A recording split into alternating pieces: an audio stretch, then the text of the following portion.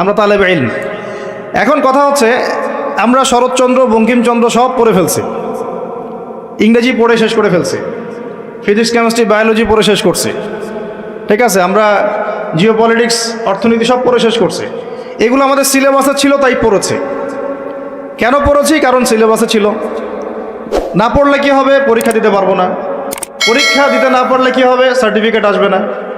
Certificate না আসলে চাকরি হবে না। চাকরি না হলে বিয়ে শাদী হবে না। বিয়ে শাদী না হইলে জীবনটা বরবাদ। এই তো আমাদের ফিলোসফি তো এরকম, তাই না? নিজের পায়ে দাঁড়াইতে পারলি না তুই, নিজের পায়ে। এখন এই দুনিয়ার একটা ফিকির দিয়ে, চেতনাটা দিয়ে আমাদেরকে এই 10 থেকে 20 বছর এগুলো পড়তে হলো। আমরা পড়লাম। এখন যদি সিলেবাসের মধ্যে থাকতো নবীর জীবনী সাল্লাল্লাহু আলাইহি ওয়াসাল্লাম, যদি থাকতো কোরআনের তেলাওয়াত, থাকতো আরবি ভাষা, থাকতো কোরআনের তর্জমা, থাকতো নবী সাল্লাল্লাহু আলাইহি ওয়াসাল্লামের অন্তত 1000 হাদিস, অন্তত 1000 হাদিস, থাকতো ইসলামের কিছু ইতিহাস, থাকতো ইসলামী অর্থনীতির কিছু ভিত্তি, থাকতো আকীদা, উসুল এবং ফিকহ। এবং এগুলো না পড়লে আমি পাশ করতে পারতাম না। পাশ না করলে আমার চাকরি হতো না। চাকরি না হলে আমার নিজের পায়ে আমি দাঁড়াতে পারতাম না। তাহলে এই 16 কোটি মানুষ এগুলো শিখতো না? শিখতো না। বুঝাতে পারতেছি? শিক্ষারীতির মূল সমস্যা এখানে।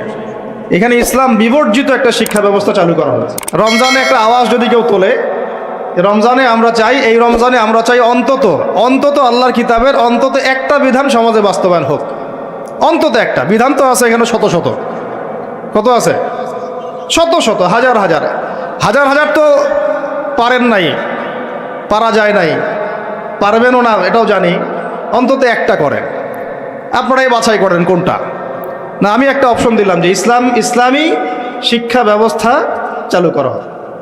ইসলামী শিক্ষা ব্যবস্থা চালু করা হোক। ইকরা বিসমি রাব্বিকাল্লাযী খালাক এর বাস্তবায়ন করা হোক। করা যায় না এটা? এই দাবি কেউ উঠাবে না। আমরা সেই স্তরের মুমিন নাই এখন আর। আমরা তিলাওয়াত করতে যাব, তরজমা পড়তে যাব, কিন্তু এগুলো বলতে যাব না। বলে নিজের কাঁধে বিপদ দেখার কি দরকার? চেতনা এরকম আমাদের। কিন্তু আপনি সারা জীবন তেলাওয়াত করলেও কিছু যায় আসে না। কাফেরদের, ফাসেক, জালেম, মুশরিকদের কিচ্ছু যায় আসে না। যায় আসবে কখন? যখন চুরি করলে চোরের হাত কাটা হবে তখন।